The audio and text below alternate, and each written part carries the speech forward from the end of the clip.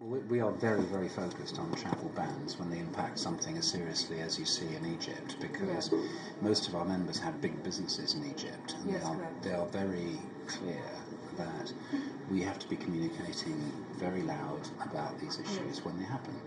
Because, as you rightly say, I mean, around Hurghada and Sharm el-Sheikh, there's never ever been any difficulties over there, and that's where most of the tourists go. So blanket travel bans are entirely unacceptable. You know, the pressure we're putting on governments is to be really specific, almost like geolocations of, GPS tracking system. You have to be really specific, even within a city, where the travel is, so that the consumer knows in that particular square, in that particular city, you should avoid it at night, but the rest of the country is fine. Why wasn't that brought up during the meeting right now, during the forum? Because I think it's a very important topic. So you can't ban an entire country. You have to be specific in your travel bans, because they have issued a travel ban on the entire Egypt. Well, I think the reason it didn't come up here is that message is for governments. It's not for the people sitting in the audience here. But Taleb Rifai and UNWTO and ourselves, we are very, very hard with governments when they do something crazy like a total countrywide ban, and we encourage them to be really, really specific.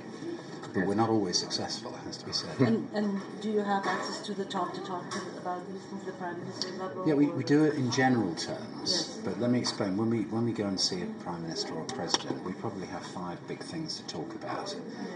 It might be you need to open up your air services. It might be you need to encourage foreign direct investment for the hotel industry, because the investors are saying that it's difficult investing in your country.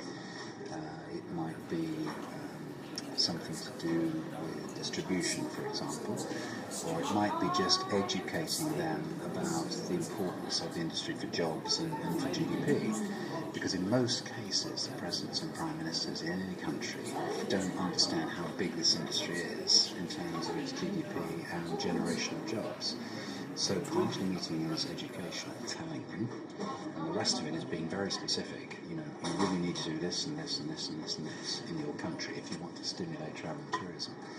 And so the example I gave with Obama was an interesting one, because there was just a fight going on in his administration between Commerce, who want people to come into the country, and the State Department, they're trying to keep everybody out. And when you have an impasse situation like that, the only person that can resolve it is the head of state. Same thing in the UK with APD.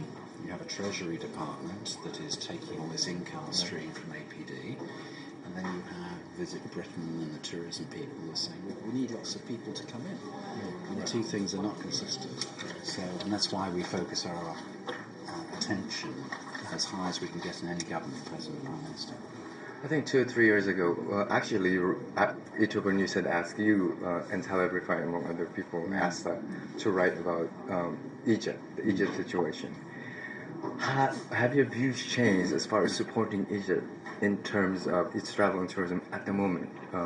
Would you go to Egypt if you were invited to go now? Yes, I mean, I've probably been to Egypt, 3 times since all of this started, and I would go there any time. But I think it comes back to this issue of the blanket government bans, because with something, I mean, Egypt, or you could take any country in the world where there's a very local problem in one particular city. I mean, look at Istanbul, for example, in the recent weeks and months.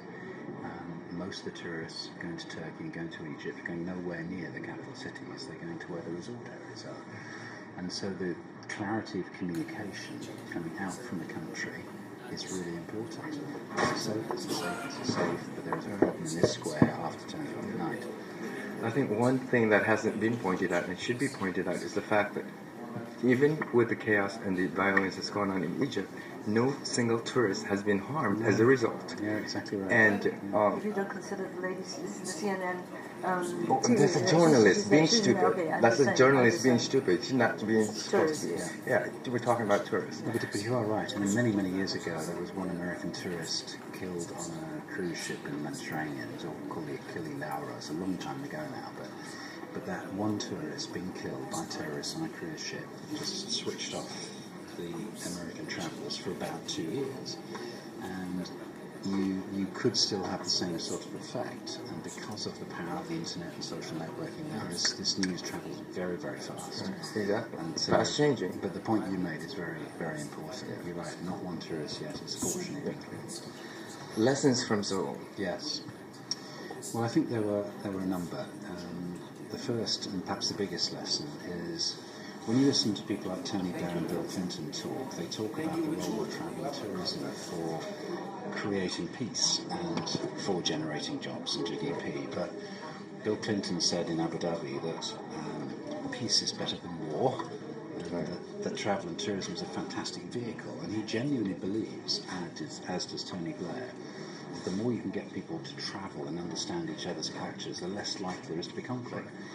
So that's one key lesson, that travel really is a force for good. And if you have these big leaders standing up and saying that, that's really important. The second thing is the triangle between